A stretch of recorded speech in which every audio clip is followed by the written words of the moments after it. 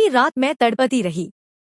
दर्द इतना कि चीख भी गले में अटक गई, लेकिन वो रुकने वाला नहीं था। मैंने रोकर कहा, बस कर दो प्लीज। पर वो अपनी मस्ती में डूबा, बस और जोर से और गहरा। अंत में मेरी आवाज फट पड़ी, चीख निकली और सब कुछ अंधेरा हो गया। हेलो दोस्तों, मैं हूं अंजलि, 28 साल की, आग लगाने वाली लड़की, फिगर 34, 27, 38। ये कहानी ने इसे और भी खतरनाक बना दिया है। गोरी चिकनी त्वचा, लंबे सिल्की बाल जो कमर तक लहराते हैं, आंखें ऐसी कि एक नजर में कोई भी पिघल जाए, और वो कर्व्स मटकते हुए जैसे कोई जादुई लहर जो सबको बेकाबू कर दे। लड़के देखते हैं तो सांस थम जाती है। फुसफुसाहट, आंख मारना, मन की ख्वाहिशें, सब कुछ। मैं चुलबुली हूं, शरारती हूं, मुस्कान ऐसी कि रातें रोशन हो जाएं। अगर आप पहली बार आए हैं तो अभी सब्सक्राइब कर लो, बेल आइकन दबाओ, लाइक ठोक दो, शेयर कर दो, क्योंकि ऐसी दिल धड़काने वाली कहानियां यहीं मिलती हैं। चलो अब असली राज खोलते हैं। लेकिन सावधान, ये कहानी दिल को हिला देगी। ये बात तब की है जब मेरे मामा के बेटे की सगाई हुई। उस दिन पहली बार मैंने अपने ममेरे भाई राघव को इतने करीब से देखा।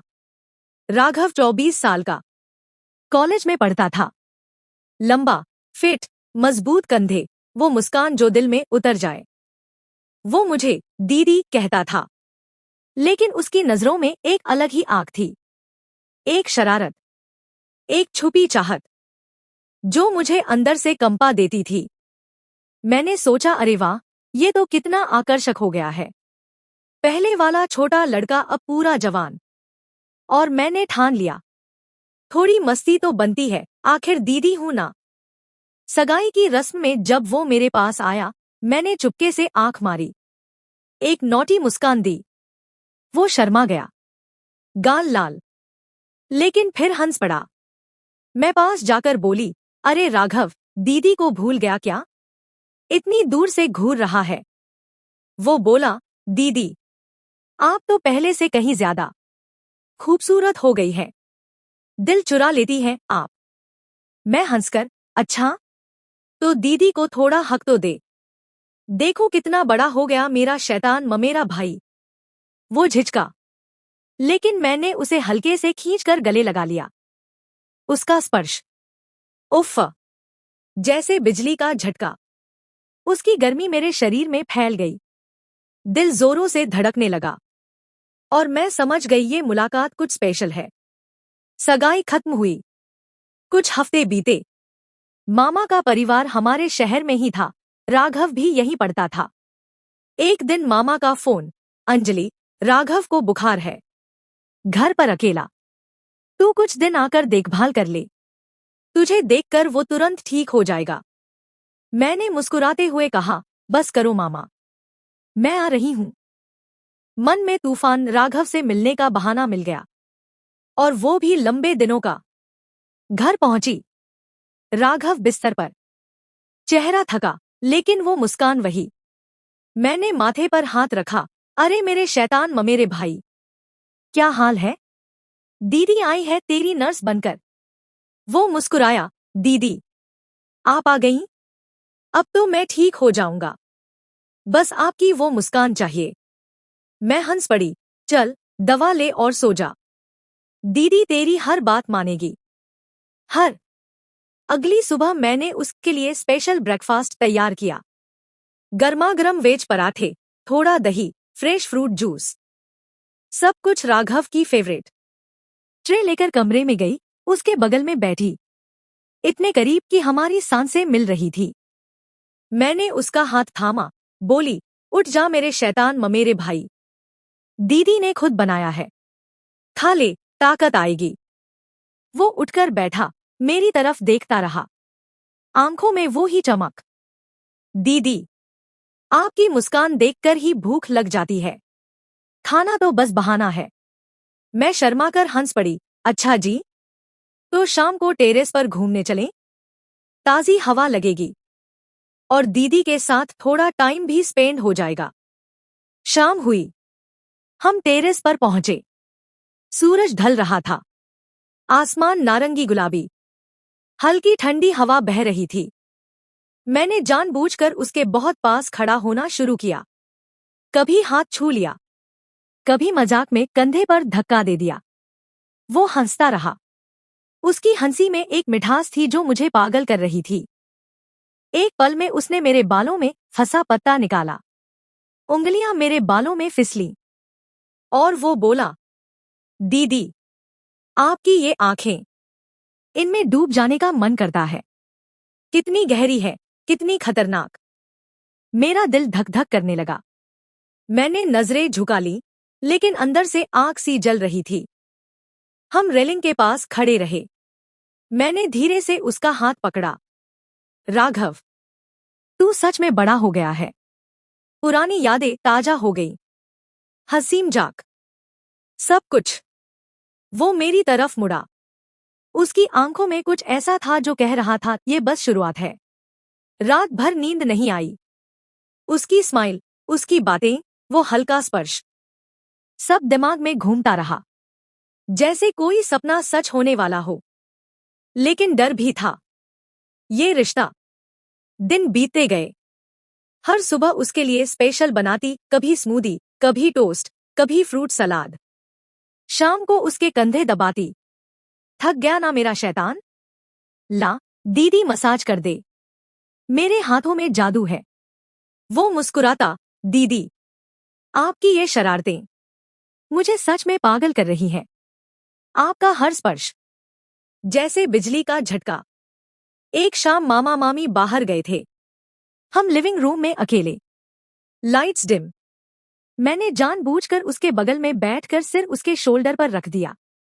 राघव, तू इतना अच्छा क्यों है? इतना प्यारा क्यों? वो मेरे चेहरे को छुआ। उंगलियां गाल पर फिसली। आपकी वजह से दीदी। आप मुझे जीने का बहाना देती हो। आपकी एक मुस्कान मेरा पूरा दिन बना देती है। हमारी सांसें करीब आ गईं। बहुत करीब। वो मेरे होंठों की तरफ झुका, लेकिन मैंने शर्माकर मुंह फेर लिया। फिर भी उसने मेरे हाथ पकड़े, उंगलियां आपस में उलझाई। दीदी, आप मेरी जिंदगी की सबसे खास हो, सबसे जरूरी। अगले दिन किचन में मैं चाय बना रही थी। वो पीछे से खड़ा, उसकी गर्म सांसें मेरी गर्दन पर जैसे आग लग रही हो। मैं मुड़ी। राघव, ये क्या कर रहे हो? इतने करीब? वो हंसा। बस आपको देख रहा हूं दीदी। आप कितनी इरेजिस्टिबल लग रही हो आज। मैं चुलबुली अदा से बोली, देखो तो सही, लेकिन छूना मत। लेकिन अंदर से मैं चाह रही थी कि वो छुए, मुझे गले लगाए, और रोक ना सके। एक रात हम सोफे पर बैठे थे। टीवी चल रहा था, लेकिन हम दोनों का ध्यान कहीं और था। Lights dim. सिर्फ टीवी की नीली रोशनी हमारे चेहरों पर पड़ रही थी। मैंने जानबूझकर अपना पैर उसके पैर पर रख दिया। हल्का सा दबाव। वो मुस्कुराया और धीरे धीरे मेरे पैर को सहलाने लगा। उंगलियां मेरी टांग पर ऊपर की तरफ सरक रही थी। बहुत धीरे, बहुत जानबूझकर। वो कान में फुसफुसाया, दीदी, ये आपका चुलबुलापन मुझे सच में पागल कर देता है। मैंने प्लेफुल अंदाज में कहा, तो पागल हो जाना। कौन रोक रहा है? टीवी पर एक रोमांटिक सीन आया। गहरा किस। मेरी सांसें रुक गईं। मैंने चुपके से उसकी तरफ देखा। वो भी देख रहा था, लेकिन उसकी आंखें मुझ पर टिकी हुई थी। मैंने धीरे से अपना चेहरा उसके करीब किया, आंखों में आंखें डालकर, बिना कुछ कहे अपने होंठ उसके होठों पर रख दिए।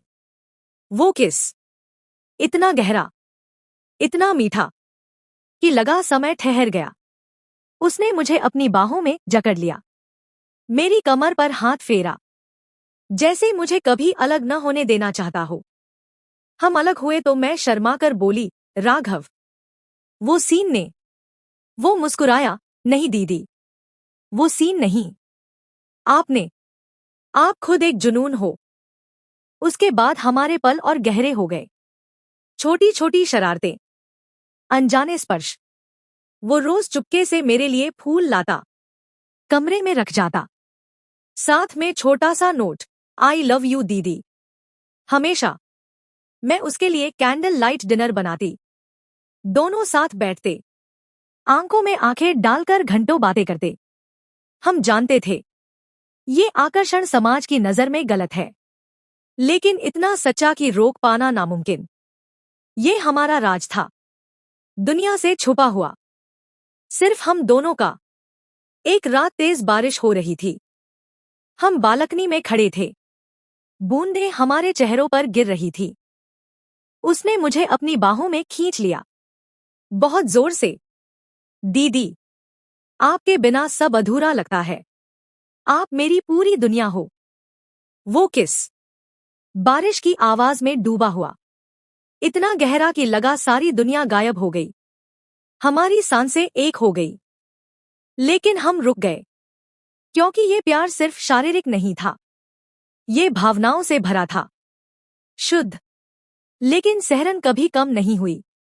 अगली सुबह वो सो रहा था। मैं चुपके से उसके पास गई, उसके गाल पर हल्का किस किया और कान में फुसफुसाया, मेरा प्यारा शैतान, मेरा सब कुछ। वो आंखें खोलकर मुस्कुराया, मुझे अपनी बाहों में खींच लिया। हम बिस्तर पर लेटे रहे, एक दूसरे की सांसें सुनते हुए। उसकी उंगलियां मेरे बालों में खेल रही थी। मैं उसके सीने पर सिर रखकर उसकी धड़कन महसूस कर रही थी, जैसे दोनों के दिल एक ही ताल में धड़क रहे हों। एक दोपहर हम छत पर गए। सूरज ढल रहा था, सुनहरा उजाला चारों तरफ।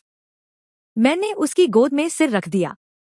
वो मेरे माथे पर बार बार किस करता रहा, होंठ-होंठ को सहलाता रहा, कमर पर हाथ फेरता रहा। हम घंटों ऐसे ही लिपटे रहे, हवा में सिर्फ हमारी सांसों की आवाज और दिल की धड़कने, जैसे समय हमें सिर्फ हमारे लिए रुक गया हो। एक शाम मैंने उसे सरप्राइज देने का प्लान बनाया। कमरे में सॉफ्ट लाइट्स, बिस्तर पर लाल गुलाब की पंखुड़ियां बिखेरी हुई, हवा में मीठी खुशबू फैली हुई, जैसे कोई सपना सच हो रहा हो। वो कमरे में आया और ठिठक गया, आंखें फैली हुई, मुंह खुला।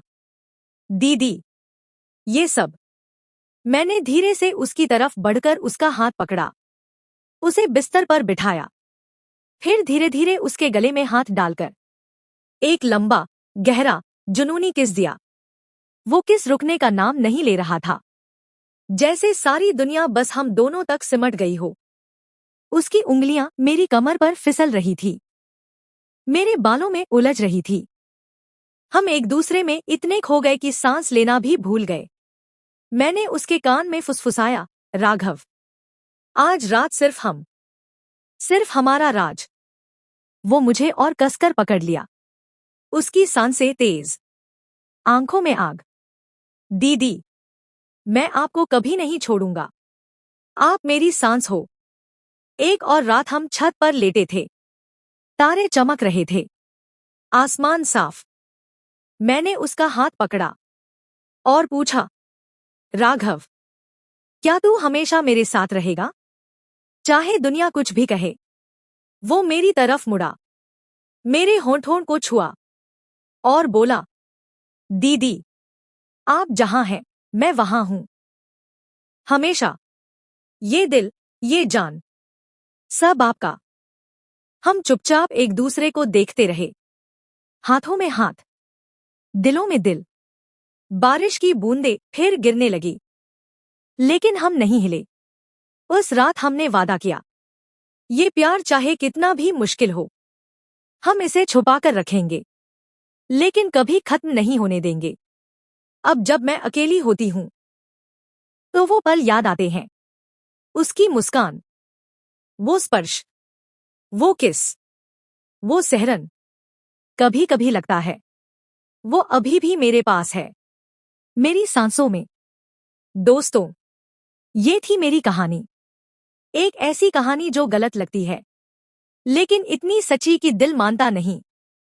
कभी कभी प्यार रिश्तों की सीमाओं को नहीं मानता, बस महसूस करता है। अगर आपको ये कहानी पसंद आई तो लाइक जरूर कर देना। कमेंट में बताना क्या आपने कभी ऐसा कोई राज महसूस किया है। और हाँ, सब्सक्राइब कर लो, बेल आइकन दबाओ, क्योंकि ऐसी दिल दहला देने वाली कहानियां यहीं मिलती रहेंगी। मिलते हैं अगली कहानी में। तब तक अपना ख्याल रखना और याद रखना, प्यार कभी गलत नहीं होता, बस दुनिया उसे समझ नहीं पाती।